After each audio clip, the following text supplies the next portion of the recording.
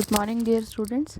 So today we will discuss our next two topics, that are thunderstorm and cyclones. ये दो topics करने हैं हमने, थंडरस्टॉर्म और साइक्लोन के बारे में. Actually thunderstorms develop in hot humid tropical areas like India very frequently. जो थंडरस्टॉर्म है वो मेनली हॉट प्लेसेस पे, ह्यूमिड प्लेसेस पे और ट्रॉपिकल एरियाज़ में बहुत ज़्यादा होता है. The rising temperature produces strong upwards rising winds. जो टेम्परेचर राइज होना मीन्स जहाँ पर टेम्परेचर ज़्यादा है तो स्ट्रॉन्ग विंड्स ऊपर की तरफ राइज करती हैं. These winds carry water droplets upward where they freeze. तो जब ये विंड्स ऊपर जा रही हैं तो ये अपने साथ में क्या लेके जाती हैं, water droplets. Where they freeze, वहाँ पर वो फ्रीज हो जाते हैं और फॉल डाउन अगेन, रेन की फॉर्म में फिर से नीचे गिरते हैं. The swift movement of the falling water droplets along with the rising air create lightning. की जो वाटर की मूवमेंट है ऊपर की तरफ और विद द राइजिंग एयर, उसकी वजह से क्या होती है, लाइटनिंग होती है और साउंड प्रोड्यूस होती है.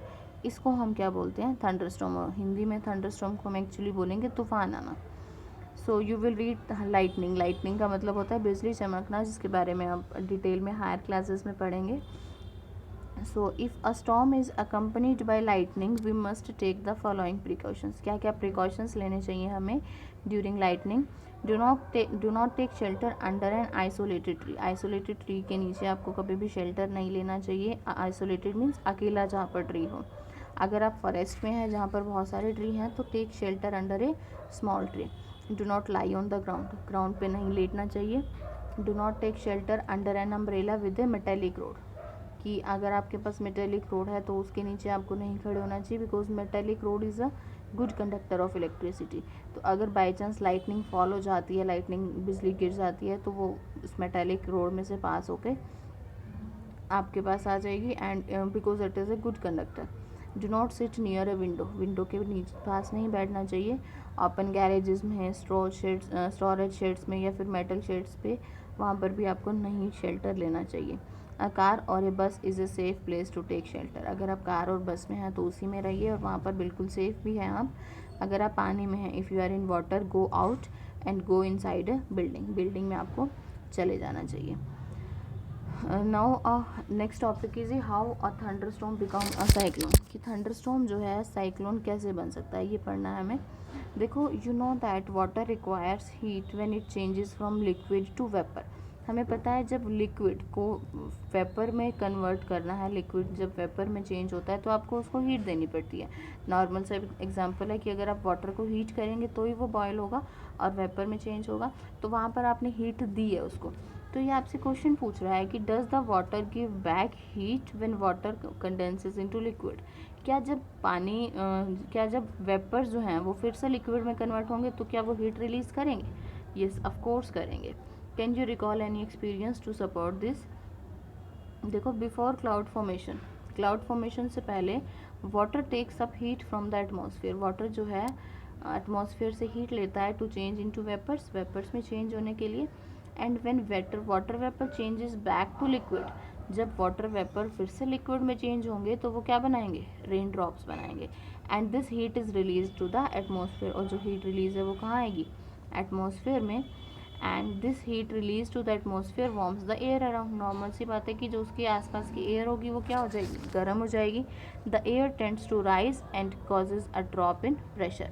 जहाँ पर एयर राइज हो जाएगी वहाँ पर प्रेशर जो है वो क्या हो जाएगा, कम हो जाएगा. More air rushes to the centre of storm. ज़्यादा से ज़्यादा एयर जो है सेंटर ऑफ स्टॉर्म, जहाँ पर स्टॉर्म आने वाला है उसके सेंटर की तरफ रश होगी. And this cycle is repeated. So the chain of events ends with the formation of a very low pressure systems with very high speed winds. देखो यहाँ पर दो चीज़ें आई कि लो प्रेशर सिस्टम की प्रेशर वहाँ पर लो हो गया एंड विंड की स्पीड जो है वो क्या हो गई, ज़्यादा हो गई, revolving around it. So it is this weather condition. इस वेदर कंडीशन को हम क्या बोलते हैं, cyclone. Factors like wind speed, wind direction, temperature and humidity contribute to the development of cyclones. जो विंड स्पीड है, विंड की डायरेक्शन है, टेम्परेचर है और ह्यूमिडिटी है, वो जो है डेवलपमेंट ऑफ साइक्लोन्स को क्या करते हैं, कंट्रोल करते हैं. नेक्स्ट जो है हमें एक ही छोटा सा टॉपिक करना है, that is the structure of cyclone. The centre of cyclone is a काम एरिया. काम एरिया मतलब वहाँ पर कुछ भी नहीं होता, बिल्कुल शांत सा प्लेस है, उसको हम बोलते हैं eye of the storm. It is called eye of the storm. A large cyclone is a violently rotating mass of air in the atmosphere 10 to 15 kilometre high. The diameter of I varies from 10 to 30 kilometre. जो diameter है आई का, actually what is the I, for example कि यहाँ ये area है और इसके around में साइक्लोन आ रहा है, तो ये जो एरिया है ये कितना होता है, लगभग 10 to 30 kilometre. It is a region free of clouds, यहाँ पर क्लाउड्स नहीं होते, and has very light winds, बहुत लाइट विंड्स होती हैं. Around this calm and clear eye there is cloud region of about 150 kilometre in size. वहाँ पर cloud reason जो है 150 किलोमीटर साइज़ का होता है, थोड़ी सी दूर. In this region there are high speed winds, यहाँ पर हाई स्पीड विंड्स होती हैं. And thick clouds with heavy rain, बहुत हैवी रेन के साथ थिक क्लाउड्स होते हैं. Away from this region the wind speed gradually decreases, लेकिन इस रीजन से जैसे जैसे आप दूर जाते जाएंगे वहाँ पर विंड स्पीड कम होती जाती है. The formation of cyclone is a very complex process, जो साइक्लोन का बनना है एक बहुत कॉम्प्लेक्स प्रोसेस है. इस डायग्राम में आप देख सकते हो ये जो सेंटर वाला रीजन है, दिस इज़ द आई, इसको हम क्या बोलेंगे, आई ऑफ साइक्लोन. एंड यहाँ पे आप देख रहे हैं कि जो विंड है वो बहुत हाई स्पीड पे जो है रोटेट करती है. ठीक है, अब हमें करना है डिस्ट्रक्शंस कोज्ड बाय साइक्लोन, कि साइक्लोन की वजह से क्या डिस्ट्रक्शंस हो सकती हैं. Cyclone can be very destructive, बहुत ज़्यादा डिस्ट्रक्टिव हो सकता है. Destructive means harmful. Strong winds push water towards the shore even if the storm is hundreds of kilometres away, कि स्टॉर्म जो है अभी 100 ऑफ किलोमीटर अवे है, फिर भी जो है विंड्स, इतनी दूर से विंड्स जो आती हैं वो वाटर को पुश कर देती हैं. और these are the first indications of an approaching cyclone. The water waves produced by the wind are so powerful that a person cannot overcome them, कि जो वाटर है वो जो बहुत ज़्यादा स्पीड से आ रहा है ड्यू टू द विंड, वो इतना पावरफुल होता है कि a person can not overcome them, कि कोई पर्सन अगर वहाँ खड़ा है तो वो उसको विदस्टैंड नहीं कर सकता, वो पर्सन भी उस पानी के साथ बह जाएगा. The low pressure in the eye lifts water surface in the centre. The rising water may be as high as 3 to 12 metre, जो वाटर राइज कर रहा है वो अबाउट 3 to 12 मीटर करता है. It appears like a waterfall moving around the move towards the shore. As a result, जिसकी वजह से क्या होगा, the sea water enters the low lying coastal area. Sea water कहाँ पे जाने लग जाएगा, लो लाइंग. कोस्टल एरिया कौन सा एरिया होता है जो सी के आसपास है, तो जो बिल्कुल नीचे सिचुएटेड है, लो लाइंग है, वहाँ सी वाटर जाने लग जाएगा, जिसकी वजह से क्या होगा, severe loss of life and property. It also reduces the fertility of soil, इसकी वजह से सॉइल की फर्टिलिटी भी रिड्यूस हो जाती है. सॉइल की फर्टिलिटी रिड्यूस होने का मतलब है कि वहाँ पर उसके बाद में न्यू प्लांट्स को ग्रो करना बहुत डिफ़िकल्ट हो जाता है. कॉन्टीन्यूस हैवी रेनफॉल में further worsen the food situation, कि अगर हैवी रेनफॉल रहे बहुत ज़्यादा टाइम तक कॉन्टीन्यूस, तो फूड सिचुएशन भी वर्स्ट हो सकती हैं. High speed winds accompanying a cyclone can damage houses, telephones and other communication systems, trees etcetera, कि अगर हाई स्पीड विंड्स हैं तो उसकी वजह से क्या होगा, हाउस को डैमेज कर सकते हैं, टेलीफोन्स को, अदर कम्युनिकेशन सिस्टम्स को, causing tremendous loss of life and property, की लाइफ और प्रॉपर्टी का भी बहुत ज़्यादा लॉस हो सकता है. Cyclone is known as different names in different parts of the world. Different parts of the world में साइक्लोन डिफरेंट नाम से जाना जाता है. It is called a hurricane in American continent. American continent में इसको हम ह्यूरिकेन बोलते हैं, और फिलीपींस और जापान में इसको टाइफोन के नाम से जाना जाता है. डिफरेंट नेम्स हैं इसके, जस्ट है साइक्लोन ही. नेक्स्ट जो है हमारा है टॉर्नेडोज. टॉर्नेडोज क्या होता है, in our country these are not very frequent, ज़्यादा फ्रिक्वेंट नहीं है, मतलब कि बहुत कम आते हैं. A tornado is a dark funnel shaped cloud that reaches from the sky to ground. मतलब एक डार्क फनल शेप्ड क्लाउड होता है जो कि स्काई से ग्राउंड की तरफ मूव करता है, मतलब कि क्लाउड का नीचे गिरना, हम इसको नॉर्मल बोलें तो. Most of the tornadoes are weak होते हैं टॉर्नेडोज.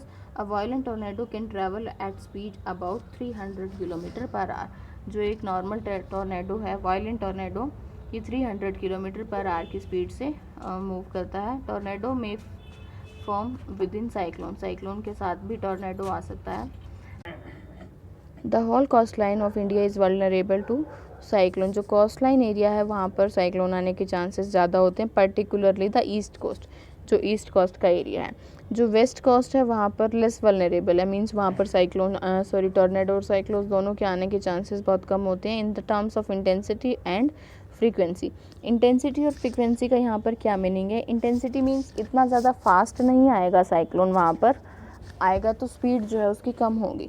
और फ्रीक्वेंसी का मतलब है कि नंबर ऑफ़ साइक्लोन्स जो हैं ईस्ट कोस्ट एरिया में नंबर ऑफ़ साइक्लोन्स ज़्यादा आने के चांसेस हैं, और इन द वेस्ट कोस्ट वहाँ पर आने के चांसेस कम हैं। नेक्स्ट अब हमें देखना है इफ़ेक्टिव सेफ्टी मेजर्स कि कौन कौन से सेफ्टी मेजर्स जो हैं हमें लेने चाहिए। A cyclone forecast and warning service, cyclone की फॉरकास्टिंग होनी चाहिए एंड वार्निंग सर्विस की सर्विस पहले से ही पता लग जाए। Rapid communications of warnings to the government agencies हैं वहाँ पर उनको जल्दी से बताना चाहिए। The ports, fishermans, ships and to the general public को जल्दी से इंफॉर्मेशन देनी चाहिए फॉरकास्टिंग की। Next, construction of cyclone shelters to cyclone prone area. Cyclone prone areas कौन से होते हैं? जहाँ पर साइक्लोन आने के चांसेस ज़्यादा हैं, तो वहाँ पर साइक्लोन शेल्टर्स बनाने चाहिए कि इन केस एमरजेंसी में वो वहाँ शेल्टर ले सकें। And administrative arrangements for moving people fast to safer place, safe place पे लोगों को भेजने के लिए एडमिनिस्ट्रेटिव के अरेंजमेंट्स होने चाहिए।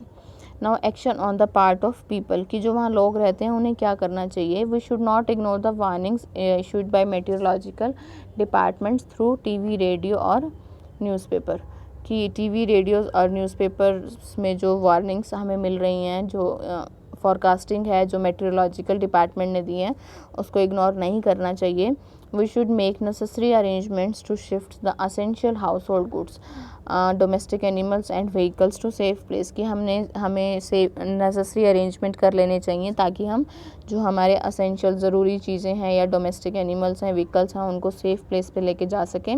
And we should avoid driving on roads through standing water, जहाँ पर पानी खड़ा हुआ हो, रुका हुआ हो, वहाँ पर ड्राइविंग जो है नहीं करनी चाहिए, बिकॉज फ्लड आई है और फ्लड आने से रोड्स हो सकता है डैमेज हो गए हों, जिसकी वजह से एक्सीडेंट होने के चांसेस भी हो सकते हैं।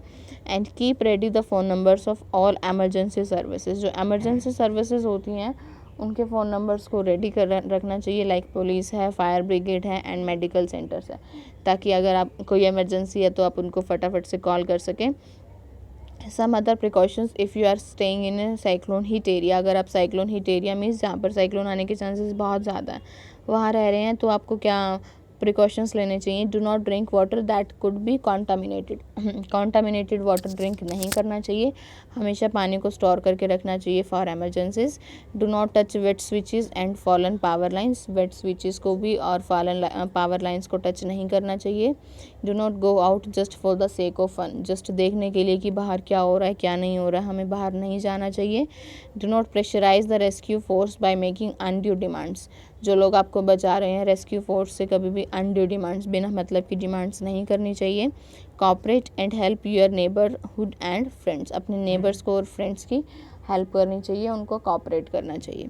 नेक्स्ट है एडवांस्ड टेक्नोलॉजी हैज़ हेल्प्ड, आज के टाइम में टेक्नोलॉजी जो है एडवांस हो गई है, उसने भी बहुत ज़्यादा हेल्प की है। This days we are getting protected. In the early part of the last century में कोस्टल रेजिडेंट्स में have had less than a day to prepare और evacuate their homes from an oncoming cyclone. पहले के time में उनके पास में एक दिन से भी कम टाइम होता था कि उन्हें पता लग गया साइक्लोन आ रहा है, लेकिन एक दिन से भी कम टाइम है तो वो वहाँ से प्रिपेयर होके बाहर नहीं जा सकते थे। But now the today world is very different, आज का वर्ल्ड जो है बहुत डिफरेंट है, बिकॉज सैटेलाइट्स और रेडार्स जो है इनकी वजह से साइक्लोन अलर्ट और साइक्लोन वॉच लगी हुई है, जो 48 आवर्स पहले ही बता देती है कि अगर साइक्लोन आने के एक्सपेक्टेड जो स्टॉर्म है उसके चांसेस हैं तो। So thanks to satellite and radars a cyclone alert or cyclone watch is issued 48 hours in advance of any expected storm and cyclone warning is issued 24 hours in advance। cyclone warning है जो वो 24 hours पहले बता देता है। the message in broadcast is broadcast every hour, जो message है वो हर घंटे ब्रॉडकास्ट होता है। और half hour when a cyclone is nearer the coast, means जब साइक्लोन वहाँ पहुँचने वाला होता है तो थोड़ी थोड़ी देर में मैसेज आता है। Several national and international organisations operate to monitor the cyclone related disasters, बहुत सारे नेशनल और इंटरनेशनल ऑर्गेनाइजेशंस हैं जो कि कॉपरेट करते हैं टू मॉनिटर करने के लिए साइक्लोन रिलेटेड डिज़ास्टर, साइक्लोन की वजह से जो डिज़ास्टर है उनको मॉनिटर करने के लिए। So these are today's topics, that is thunderstorm and cyclone, and we finished the chapter here. So in the next class we will discuss about the questions of this chapter. Thank you.